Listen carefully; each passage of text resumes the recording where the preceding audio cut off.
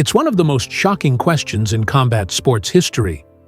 How did a man as feared, as dominant, as legendary as Mirko Cro Cop, the human highlight reel of Pride, see his career collapse so suddenly and so brutally?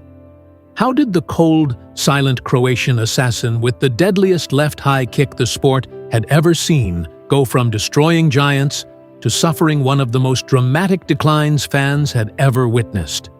Tonight, we take you into the painful truth, the untold reality, and the series of events that changed his life and career forever. This is not a hit piece. This is the real story. Raw, uncomfortable, and emotional. And once you hear it, you will never look at Mirko Cro Cop the same way again.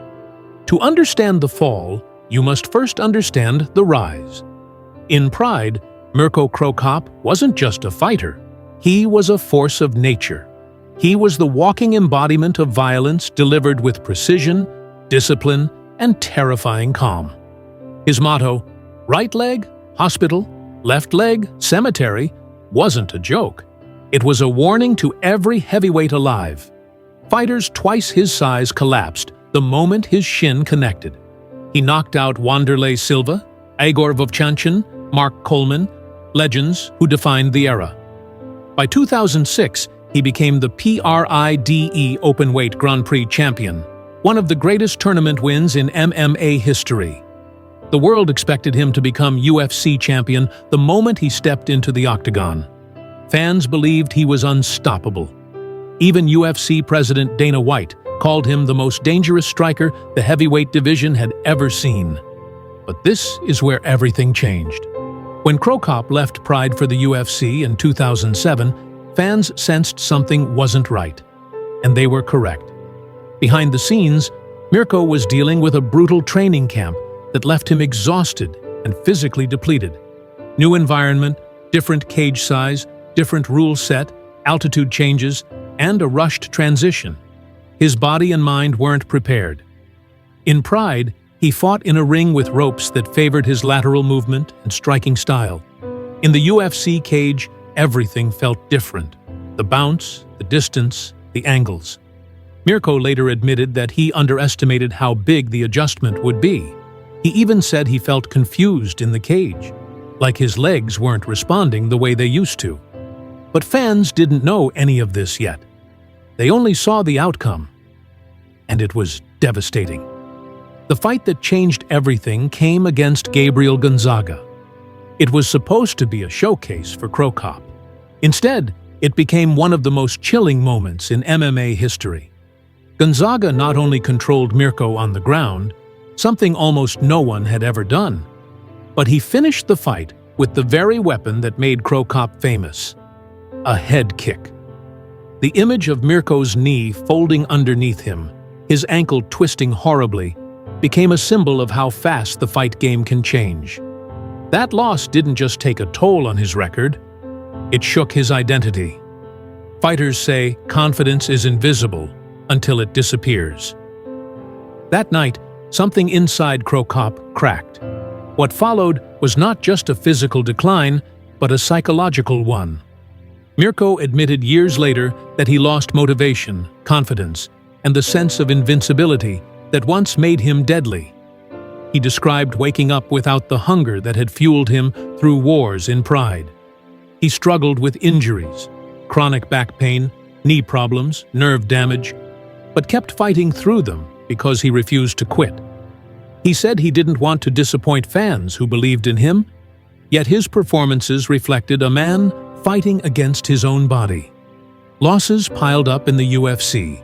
Cheikh Kongo overpowered him. Junior Dos Santos retired him from the promotion, and the sharpness of Cro Cop's signature high kick began to fade. His timing wasn't the same. His explosiveness vanished. He was no longer the hunter. He was the target. Many fans don't realize how severe Cro Cop's injuries really were. For years, he fought with a herniated disc that caused numbness in his right leg. Doctors told him to retire multiple times. He refused. He struggled to sleep because of the pain, but would still show up to training. He admitted he sometimes questioned if he even belonged in the cage anymore. But this wasn't pride. It was the mentality of a soldier. Mirko had served as a Croatian anti-terrorist officer during the war. He didn't know how to walk away from a fight. The same mentality that made him a legend also made his decline painful to watch. His body was telling him to stop. His mind refused to accept it. His late career run in Japan and then in Bellator brought moments of redemption, including avenging his loss to Gonzaga. But the truth is that Mirko was fighting on borrowed time. He suffered a stroke-like condition in 2019, a sudden severe neck injury that caused temporary paralysis on one side of his body. Doctors told him clearly, another strike to the head could kill him or leave him permanently disabled. That was the end. He retired instantly, not because he wanted to, but because his life depended on it. The fall wasn't a single moment. It was the accumulation of years of damage, pressure, injuries, and the harsh reality that no fighter, not even Mirko Cro Cop, can escape time.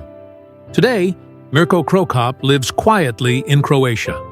He trains young fighters, stays in shape, and keeps his private life protected. He rarely speaks about the darkest moments of his career decline, but when he does, he speaks with honesty. He admits he stayed too long. He admits he wasn't the same after Gonzaga. He admits he pushed his body past the limit. But he also says he has no regrets. Cro Cop gave everything he had to the sport. His body, his youth, his health.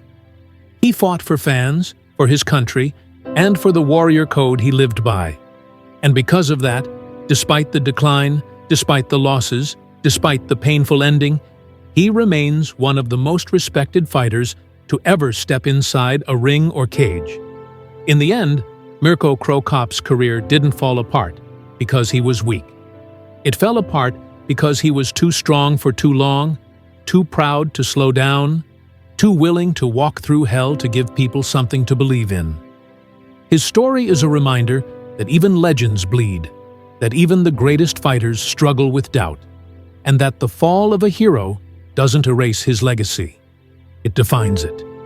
Cro Cop's career may have ended painfully, but his impact on the sport will live forever.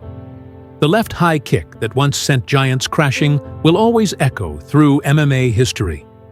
And the man behind it, the silent warrior from Croatia, will always be remembered as one of the greatest to ever fight.